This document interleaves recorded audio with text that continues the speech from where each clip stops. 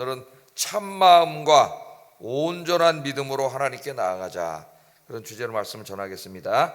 오늘 핵심적인 메시지는 하나님께 나아가자, 하나님께 나아가자. 오늘 새벽에 하나님께 나아오신 여러분 주님의 이름으로 축복합니다. 하나님께서 나오라 그랬잖아요. 그래서 여러분이 나오신 거예요. 영원한 대제사장이신 예수님의 은혜로 죄사함 받고 거룩한 하나님의 백성이 된 사람들은 이제 어떻게 살아야 되는가? 10장 19절부터 39절까지는 이 문제를 다루고 있습니다. 예수님의 은혜로 죄사함 받고 구원받은 사람은 이제 그럼 어떻게 살아야 되느냐? 이 문제를 다루고 있어요. 5가지 권면이 나옵니다. 5가지. 19절부터 39절까지 5가지 권면이 나오는데 4가지는 권면이고, 그 다음에 가운데 이제 노란 글씨로 된 것은 경고에 대한 말씀이에요.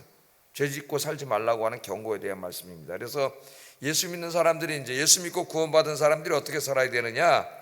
10장 19절부터 39절 끝날 때까지 5개의 권면이 나온다. 그래서 이제 5개 권면을 살펴볼 거예요. 묵상을 하는데, 근데 이제 저기를 보면은 26절에서 31절이 죄 짓는 자에 대한 하나님의 심판에 대한 경고입니다. 하나님 심판이 있음을 말씀하시는 경고고, 그 이제 양쪽으로 2개씩 해서 4가지 권면이 나와요. 이제 가운데는 심판에 대한 경고고 이렇게 4가지 권면이 나옵니다. 그래서 이 부분들을 이제 깊이 묵상하는 시간들을 갖겠는데, 오늘은 그 중에서 첫 시간이니까 첫 번째 19절부터 22절까지 하나님께 나아가자, 하나님께 나아가자. 세상으로 나아가지 말고 하나님께 나아가자. 오늘 이 주제로 말씀을 전하려고 합니다. 예수님께서 자신의 생명을 속죄의 제사로 드리는 대제사장이 되므로 우리에게 큰 은혜를 주셨는데, 그 은혜가 뭐냐면은 우리 같은 죄인이 하나님 면전에, 하나님 앞에 나갈 수 있는 특권을 주신 거예요. 하나님 앞에 나갈 수 있는 특권. 하나님이 그 길을 우리 예수님이 열어놓으셨어요. 자, 가장 큰 축복이 뭐예요? 하나님 앞에 나가는 거죠. 하나님 앞에 그래서 하나님을 만나는 겁니다. 그런데 우리 같은 죄인에게 그 길을 열어놓으셨어요. 그것을 이제까지 설명했죠. 길게 설명을 했습니다. 4장부터 10장까지. 그러니까 이제 첫 번째 권면이 뭐예요? 하나님께 나아가는 길을 열어놨으니까 우리가 어떻게 해야 돼? 하나님께 나아가야죠. 하나님께 나아가. 첫 번째 권면이에요. 자, 하나님께 나아가자고 했는데 어디로 가는 것이 하나님께 나아가는 것인가? 어디로? 오늘 히브리서 저자는 하나님이 계신 성소로 나가라 그래요. 하나님이 계신 성소로. 19절 20절 다시 한번 읽어봅니다. 시작. 성소에 들어갈 담력을 얻었나니 그 길은 우리를 위하여 휘장 가운데로 열어놓으신 새로운 살 길이요 휘장은 곧 그의 육체니라. 자, 그러므로 형제들아, 우리가 예수의 피를 힘입어, 예수님의 십자가의 은혜를 힘입어 성소에 들어갈 담력을 얻었다. 여기 성소는 뭐예요? 그 다음 말씀을 보면은 휘장 가운데로 열어놓으신 길이라 그랬죠. 뭐가 생각나요? 성소가 생각이 나죠. 그러니까 지성소예요. 지성소. 성소는 성소와 지성소로 나뉘는데 그 성소와 지성소를 휘장이 막고 있잖아요. 근데 그 휘장, 예수님이 십자가에 죽으실 때 마태복음에 보면 휘장이 위에서 아래로 쫙 찢어지면서 1년에 한 번 대제사장만 들어가던 지성소에 지금 우리가 나아갈 수 있게 되었다고 이야기하는 겁니다. 구약의 용어로 이야기하면은 아무도 못 들어가는데 거기 들어갈 수 있는 길을 열어주셨다, 그렇게 이야기하고. 저기 한번 제가 그림을 그려왔는데, 자, 하나님이 인간을 창조하시고 아담과 하와가 죄짓기 전에는 저 하늘과 땅이 이렇게 나눠 있지 않고 하나였어요. 하나였습니다. 하늘과 땅은 하나였어요. 그래서 아담과 하와는 저녁 되면 항상 하나님 만나서 이야기하고 하나님과 함께 사는 곳이었는데, 인간의 죄를 진 다음부터 하늘과 땅이 분리가 됐어요. 그래서 성경에서 말하는 하늘은 우리가 말하던 저 물리학적인 하늘을 말하는 게 아니에요. 물론 물리학적인 하늘을 말할 때도 있습니다만, 성경의 주로 하늘은 하나님이 계신 곳, 하나님이 계신 곳. 그래서 또 우리 예수님은 낙원이라고도 하셨어요. 낙원, 하나님이 계신 곳. 우리 인간이 이 땅을 죄로 더럽혀 놨기 때문에 이 땅은 하나님이 창조하신 우주예요. 우주이고 좁게 말하면 우리 지구입니다. 저 땅이. 자, 인간이 죄진 다음에 완전히 하나님의 나라, 하늘과 땅이 나뉘어 있으면 우리 인간은 소망이 없는 거예요. 그냥 하나님이 버린 거예요, 이 세상을. 그럼 우리 소망이 없어요. 근데 하나님 사랑하시기 때문에 완전히 떠나신 게 아니라 저렇게 동심원으로 물려 있잖아요. 동심원으로. 그래서 하늘과 땅이 만나는 곳을 두셨어요, 하나님이. 하늘과 땅. 거기서 이제 우리가 하나님을 만나는 건데, 그래야 우리가 사는 거예요. 생명을 공급받고 저희가 죄사함도 받고 삽니다. 그래서 구약 성경에 보면 저 하늘과 땅이 만나는 곳, 저 빨간 곳이 성전이에요, 성전. 그래서 성전이 중요한 거예요. 저 성전에 나가서 누구를 만나요? 하나님을 만나요. 그래서 하늘에 있는 성소와 저 땅에 있는 성전, 성전이 만나는 곳이 성전이에요, 성전. 저기 에스겔서 1장에 보면은 성전은 하나님의 발등상이라 그랬잖아요. 발등상. 발등상이 뭐예요? 의자 이렇게 앉으면은 발 닿는 곳이 발등상이잖아요. 그러니까 하나님은 하늘 성소 보좌에 앉아 계신데 하나님의 발이 어디 닿고 있어요? 저 우리가 만든, 인간이 만든 저 성전에 발이 있어요. 그래서 저 성전은 하나님이 임재해 계시는 거룩한 곳입니다. 거룩한 곳. 자, 그래서 저 성전 안에 있는 지성소에는 아무도 못 들어간다 그랬죠. 아무도 못 들어가요. 누구만 들어가요? 대제사장만 들어가요. 대제사장. 그것도 대제사장인데 아무 때나 들어가는 게 아니라 1년에 딱 한 번 들어가요. 그 사람도. 대속죄일날. 대속죄일날 한 번 들어갑니다. 그래서 대제사장이 거기 들어가면 그 안에 뭐가 있어요? 하나님의 언약궤가 있죠. 언약궤가 있는데 그 언약궤를 덮어놓은 이제 덮개가 있죠. 그 덮개를 뭐라 그래요? 덮개를 속죄소라 그래요. 속죄소. 히브리 말로 이제 카포레토라 그러고 로마에서는 이제 헬라어로 힐라스테리온이라고 이제 이렇게 번역을 했어요. 제가 이제 그 논문 쓸 때 그쪽을 많이 다뤘는데 이 속죄소라 그래요. 속죄소. 그럼 대속죄일날 대제사장만 그 휘장 안으로 들어가서 지성소에서 황소의 피, 그러니까 숫소죠, 숫소. 황소의 피와 염소의 피를 거기다 뿌리잖아요. 그러면 그 제사를 하나님이 받으시고 어떻게 하세요? 1년 동안 이스라엘 공동체 개인이 지은 모든 죄를 대속죄일날 다 용서해 주시는 거예요. 그래서 1년에 한 번씩 이스라엘 공동체는 깨끗해집니다. 물론 히브리서에서 뭐라 그랬어요? 그 동물의 피가 깨끗게 하는 게 아니라 그랬죠. 그 동물의 피는 뭘 상징하는 거예요? 앞으로 오실 예수 그리스도를 상징하는 것이다. 그래서 그들은 저 제사에 참여했지만 실제적으로는 예수 그리스도를 믿는 것과 똑같다. 제가 이렇게 가르쳤어요. 저 사람들은 앞으로 오실 예수님을 믿은 거고 우리는 2000년 전에 오신 예수님을 믿는 거 똑같다. 이스라엘 사람들은 뭐 율법으로 구원받고 기독교인들은 예수님으로 구원받는 게 아니라 그래서 그렇게 주장하는 신학자도 있습니다. 그 말도 되지도 않는 얘기를 하는 사람들이에요. 자, 그래서 이렇게 죄사함을 받았어요. 그러니까 성전은 굉장히 중요한 거예요. 저기 누가 계셔요? 하나님이 계세요. 하나님이. 저기에 가는 사람들 하나님 만나 주시는 거예요. 근데 뭐 저기서 동물 제사 지낸다고 모든 사람 제가 자동으로 사해지는 게 아니죠. 그 모든 사람들은 대속죄날 뭐 해야 돼요? 자기가 지은 죄를 하나님 앞에 가슴을 찢으면서 회개해. 회개하지도 않고 그냥 저 제사 지냈으니까 나는 죄 짓는 거 회개도 안 해도 다 없어질 거야. 그건 타락이에요, 타락. 구약에는 그럼 죄 용서 못 받는 겁니다, 그 사람은. 오늘 대속죄일이구나. 대제사장이 앞으로 오실 메시아의 피를 상징하는 저 동물 제사 황소의 피와 염소의 피를 뿌리는구나. 오늘 그날인데 내가 1년 동안 지은 죄 어떻게 해야 돼요? 무릎 꿇고 회개해야 되는 거죠. 그러면 우리 하나님께서 그 죄를 다 용서해 주시고 새로운 출발이 되는 겁니다. 이게 구약시대 구원론이에요. 구원론. 자, 그런데 때가 차고 이제 우리 예수님께서 약속하신 때 2000년 전에 오셨습니다. 다시 이제 그림을 한번 보여주세요. 다시 오셨어요. 저 성전에 계시던 예수님, 성전 안에 계시면서 그 제사를 받으시고 죄를 용서해 주시고 기도를 들어주시고 예배를 받아주시던 우리 예수님이 하나님이시죠. 인간의 몸이 되셔서 이 땅으로 이제 자신이 직접 찾아오셨어요. 저 성전에 계시던 예수님 찾아오신 거예요. 우리 성육신에 따르잖아요.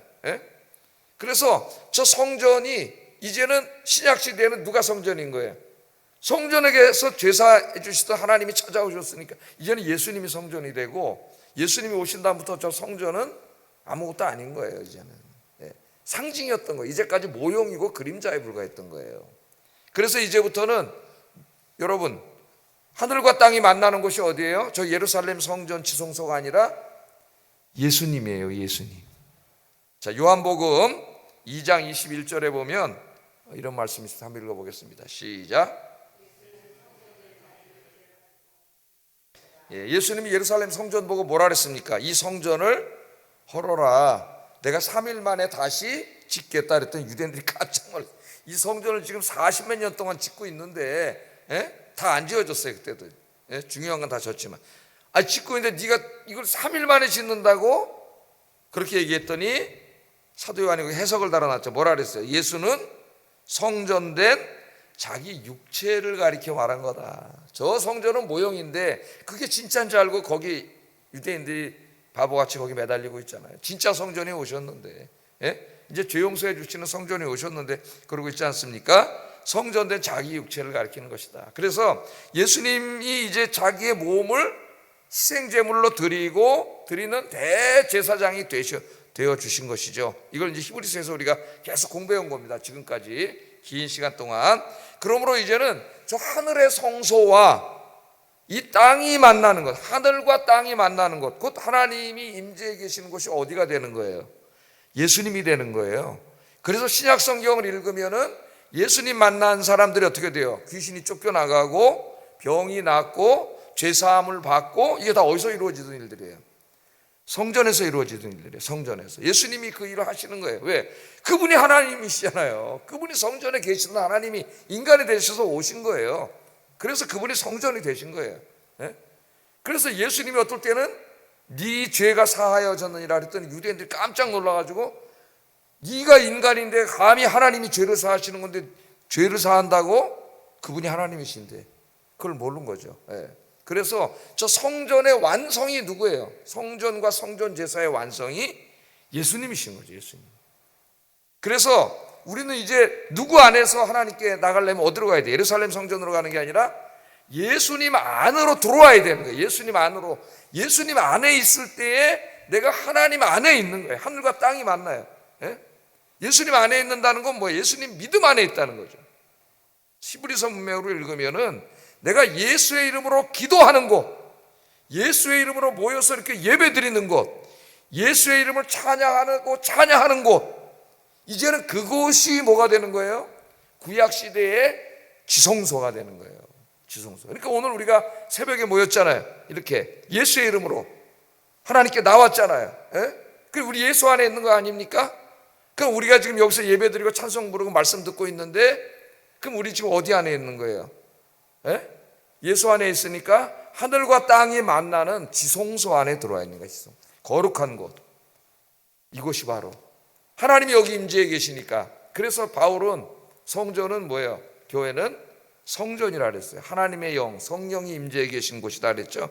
고린도전서 3장에 신학적으로 우리가 설명을 하면 다 그렇습니다. 그래서 여러분들은 지금 어디에 온 거예요? 하나님 앞에, 하나님이 계신 지성소에 여러분이 나오신 겁니다. 할렐루야. 그래서 이곳에 나와서 여러분 기도하면은 구약시대에 성전에서 죄 사해 주신 것처럼 속죄일날 여러분의 죄를 이제는 사해 주시죠. 이제는 구약에 무슨 대제사장 이런 사람이 필요가 없어요. 중보자가 필요가 없습니다. 가톨릭은 아직까지 중보자가 있어요. 누가 있어요? 신부 앞에 가서 고해성사해야 돼요. 자기가 지은 죄를 다 고해성사해야 됩니다. 그리고 죄 지은 것에 대해서 신부가 판결을 내려요. 당신을 한 달 동안 봉사하시오. 그럼 가서 봉사해야 돼요. 근데 마르틴 루터가 종교개혁하면서 만인 대제사장설을 주장했죠. 이제는 인간 중보자가 필요 없어. 왜? 예수님이 영원한 중보자가 되셔서 구원을 열어놓으셨기 때문에 이제는 누구나가 지성소에 나가서 어떻게 해요? 나의 죄를 직접 회개할 수가 있게 됐다. 루터의 종교개혁이 이거예요. 인간 중보자 필요 없다. 그래서 여러분들이 이렇게 새벽에 나와서 무릎 꿇고 기도하면서 지은 죄를 정말 가슴을 치면서 회개하면은 이제는 하나님이 직접 여러분의 죄를 용서해 주셔요. 할렐루야. 죄사함 받는 거예요. 죄사함. 누구의 은혜로? 예수님이 그렇게 십자가에서 자기 몸을 주셨기 때문에, 내 대신 죽으셨기 때문에 이 큰 은혜가 열린 겁니다. 자, 뿐만 아니라 죄 사해 주실 뿐만 아니라 여러분이 교회 나와서 이렇게 무릎 꿇고 기도한 이것이 지성소가 된다 그랬죠. 하나님이 임재한 곳이 되는 것이고, 여러분이 일용할 양식을 위해서 기도하고 또 오늘도 믿음으로 승리하게 해달라고 기도하고 여러분 직면에 있는 많은 인생의 문제들, 자녀의 문제, 부부간의 문제, 다 이런 건강의 문제를 기도할 때 여기 하나님이 계셔서 어떻게 하시는 거예요? 여러분 기도 들으시고 응답해 주시는 거예요. 여러분이 집에서 무릎 꿇고 기도하면은 여러분의 집이 뭐가 되는 거예요? 하늘과 땅이 만나는 지성소가 되는 거예요. 여러분이 어디 저 산에 등산 가다가 어디 쭈그리고 앉아서 산에서 기도하면은 그곳이 바로 뭐가 되는 거예요? 예수 안에 있는 곳이고 하늘과 땅이 만나는 지성소가 되는 거예요. 할렐루야. 여러분의 집을 지성소로 만드시기를 주의 이름으로 축복합니다. 이게 주님이 우리에게 베풀어 주신 큰 은혜입니다. 큰 은혜. 이렇게 주님 앞에 나온다는 거. 그러니까 여러분이 새벽에 나와서 기도하거나 주일 예배 드리거나 수요 예배 드리거나 금요기도 드리거나 구역 예배 드리거나 하는 이 모든 예배는 예수 안에서 예수의 이름으로 드리는 예배이기 때문에 그 드리는 곳이 곧 지성소니까 여러분들이 그 예배에 참여할 때마다 지성소에 참여하게 되는 거예요. 기도할 때마다. 그런데 오늘 또 뭐라 그랬냐면은 그 하나님께 나아가는 길이 살 길이라 그랬어요. 살 길. 이 살 길이라는 말은 생명의 길이란 말입니다. 생명의 길. 그러니까 영생의 길이에요. 영생. 우리 다 죽지 않습니까, 여러분? 뭐 100살도 못 살고 다 죽습니다. 뭐 100살 더 사시는 분도 있지만 인생이 참 짧은 거죠. 금방 시간이 지나가고. 그러나 살 길을 열어주셨어요. 이제 살 길, 영원히 살 길. 예수 믿으면 어떻게 돼요? 잠깐 동안 육신의 죽음을 맞이하겠지만 부활하여서 영원히 살게 되는 영생의 길을 열어놓으셨다. 영생을. 그러니까 여러분 예수님이 십자가에서 이루신 은혜가 지금 얼마나 큽니까? 그 영생을 소망하면서 그 주님이 열어놓으신 길로 하나님께 날마다 나아가시는 여러분 되기를 주의 이름으로 축복합니다. 나가지 않는 사람은 아무리 우리 예수님이 다 열어놓으면 뭐해? 안 나가는데. 불쌍한 사람이에요. 불쌍한 사람.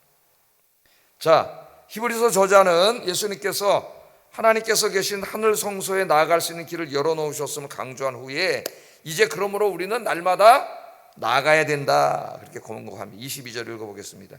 시작.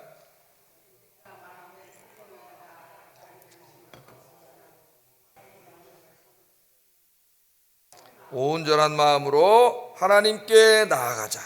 날마다 우리가 왜 하나님께 나아가야 되느냐? 날마다 두 가지 이유가 있습니다. 첫째는 죄 때문이에요. 죄. 우리는 예수 믿고 원죄를 다 용서받았습니다. 그래서 구원받았어요. 그러나 그렇다고 우리가 죄를 안 지나요. 매일매일 미워하고 누구를 시기하고 질투하고 욕하고 화내고 거짓말하고 매일 죄를 지는 죄인이에요. 죄를 지으면 안 되는데, 죄는 멀리해야 되는데, 모양이라도 멀리해야 되는데 그렇게 살려고 애쓰는데도 우리가 아직 구원이 완전히 이루어지지 않았기 때문에 우리 육신의 연약함 때문에 죄를 짓습니다. 그걸 자범죄라 그러잖아요. 그래서 이 죄의 문제를 날마다 해결해야 돼요. 죄는 하나님과 우리 사이를 멀어지게 해요. 하나님은 거룩하신 분이기 때문에 죄와 함께 할 수 없습니다. 그래서 이사야서 1장 59장 읽으면은 우리가 아무리 길게 기도해도 아무리 손을 하늘로 하고 기도해도 하나님 듣지 않는다 그랬어요. 왜 듣지 않아요? 네 죄가 너와 나 사이를 멀어지게 했다고 하나님 그렇게 이야기합니다. 그래서 우리가 하나님과 늘 가까이 동행하기 위해서 제일 중요한 게 죄의 문제예요. 죄의 문제. 그래서 날마다 우리가 날마다 죄를 짓기 때문에 날마다 나아가야 돼. 날마다. 그래서 여러분 아침에 기도로 이렇게 시작하는 분들이고 여러분들은 또 주무실 때 밤에서 자리에 누워서 그냥 기도하라 그랬죠. 주무시기 전에. 제일 중요한 게 오늘 하루 내가 무슨 죄를 졌나를 생각하고 기도해야 돼요. 주무시기 전에. 그래서 매일매일 하나님 앞에 나아간다. 여러분이 자리에 누워서 주무시기 전에 기도하는 게 뭐 하는 거예요? 밤에 하나님께 나아가는 거예요. 누워있지만 여러분들이 지성소가 되는 거예요. 거기에서 지성소에서 회개 기도하면은 우리 하나님 예수님이 거기서 이미 속죄 제사를 드렸기 때문에 다 여러분의 죄를 용서해 주시는 줄로 믿습니다. 그래서 깨끗한 모습으로 주무시고 아침에 거룩한 모습으로 깨시기를 주의 이름으로 축복합니다. 두 번째는 왜 날마다 나가야 되느냐? 하나님이 우리에게 주신 축복 중에 하나가 샬롬. 가장 큰 하늘의 축복이 샬롬이에요. 샬롬은 평안과 기쁨이라 그랬죠. 평안과 기쁨. 그래서 예수 믿는 사람은 당연히 우리가 비록 죄와 죽음이 지배하는 이 세상, 절망적인 세상 속에 살지만 성경을 통해서 그걸 뚫고 확 들어오셔가지고 우리에게 주신 하늘의 샬롬을 누리면서 살아야 되는데 하나님께 나가지 않는 사람은 이걸 매일 누릴 수가 없어요. 왜냐하면 구원받지 못한 육신이 계속 걱정하고 염려하고 탐욕과 욕심에 휩싸였고 죄짓고 이래서 성령이 공급하시려고 하는 샬롬을 막아요. 방해하고. 우리의 죄가. 그래서 어떻게 해야 돼요? 날마다 하나님 앞에 나아가서 기도해야 돼요. 기도. 하나님을 만나야 됩니다. 그러면 어떻게 돼요? 성령이 우리를 온전히 지배하심으로 샬롬이 이루어지는데, 샬롬이 이루어졌을 때의 증상이 평안하고 기쁨이 넘치는 거예요. 뭔가 돈 많이 번 것도 아닌데, 뭐 잘 돼서 새로 집 산 것도 아닌데 걔는 행복하고 기쁘고, 그 누가 주시는 마음이에요? 성령이 주시는 마음이에요. 제가 아침에 나와서 기도하다가 이 설교 준비하고 기도하다 보니까 감사하더라고요. 요새 너무 평안해요. 마음이 평안하고 기뻐요. 그 상태를 신약에서는 성령 충만한 상태라 그래요. 성령 충만한 상태. 성령이 나를 온전히 지배하심이에요. 예? 그런데 또 이제 죄성 때문에, 육신 때문에 죄가 들어와서 성령이 나를 지배해야 되는데, 세상이 나를 지배하면 또 욕심이 나고 다투고 싸우고 불안하고 걱정, 염려가 또 몰려오는 거예요. 그럼 여러분 가만히 보세요. 그때 내가 뭐 하고 있나? 하나님께 안 나가고 있어요. 안 나가. 자꾸 도망가려고 그래요. 예배 시간도 지루해 도망가. 예? 기도 시간도 안 하고 도망가. 불쌍한 사람이에요. 늘 주님 전에 오셔서 주님 만남으로 죄사함 받을 뿐만 아니라 정말 큰 축복인 이 샬롬의 축복이 가득하기를 주의 이름으로 축복합니다. 자, 그러면 어떻게 하나님 앞에 나아갈 수 있느냐?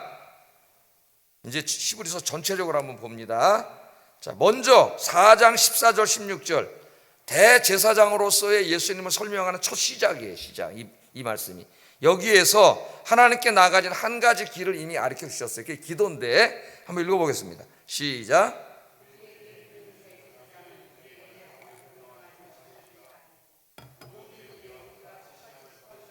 죄는 없으시니라. 그러므로 우리는 긍휼하심을 받고 때를 따라 돕는 은혜를 얻기 위하여 은혜의 보좌 앞에 담대히 나아갈 것이니라. 이미 공부했습니다. 이것은 뭐예요? 기도의 문맥이라 그랬죠. 기도.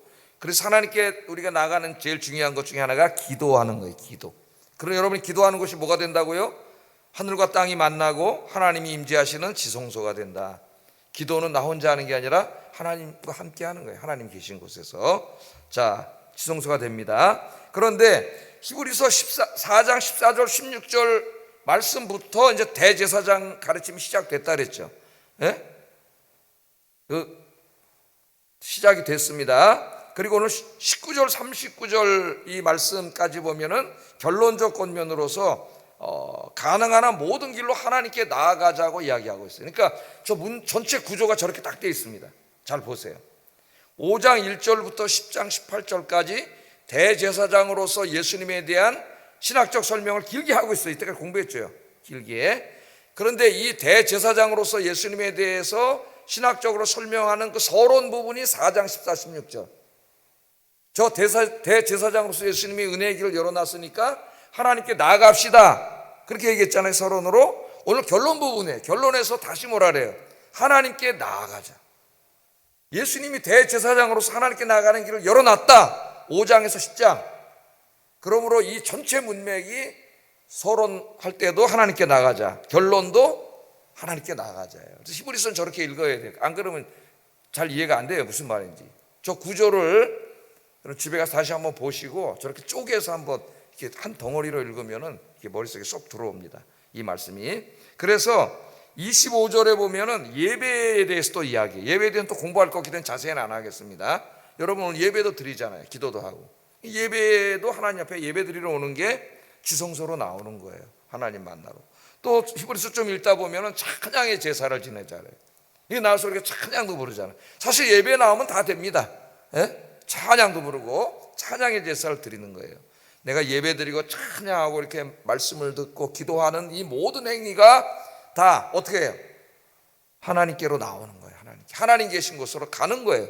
여러분이 그 행위를 하고 있을 때 그것이 바로 거룩한 곳이 되고 지성소가 되고 거기서 하나님을 만나는 겁니다. 그러니까 여러분이 어디 가시다가 이렇게 흥얼흥얼 찬송을 불러. 찬송 부르다 오늘 막 눈물도 나고 은혜를 받잖아요.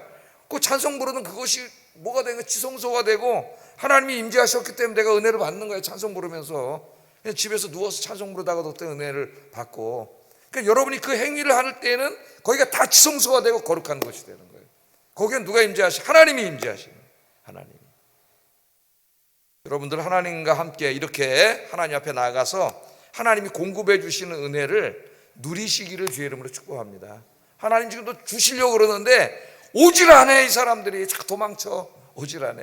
얼마나 불쌍해요. 오질 않아요. 하나님 주시려고 기다리고 있는데, 샬롬을 주시려고 기다리고 있는데, 날마다 이 은혜를 누리시기를 주의 이름으로 축복합니다. 기도하겠습니다. 자, 두 가지 기도합니다. 대제사장이신 예수님의 십자가의 은혜로 하늘 지성소에 나아갈 수 있는 축복을 받았음을 알아서 일단 이 은혜에 감사하게 하소서. 감사. 나 같은 죄인이 하나님께 나가서 뭐 이거 주세요, 저거 주세요, 죄 용서해 주세요, 이게 벌써 감사한 거예요. 하나님께 나가는 게 영생도 누리고 감사, 이걸 감사해야 됩니다. 두 번째, 죄의 문제를 해결하고 하늘의 샬롬을 누리며 살기 위하여 기도로, 예배로, 말씀으로, 찬양으로 날마다 하나님께 나아가는 삶을 살게 하소서. 내 인생의 많은 부분들이 주님 앞에 무릎 꿇음으로 지성소가 되게 해주세요. 우리 가정이 지성소가 되게 해주세요. 기도하겠습니다.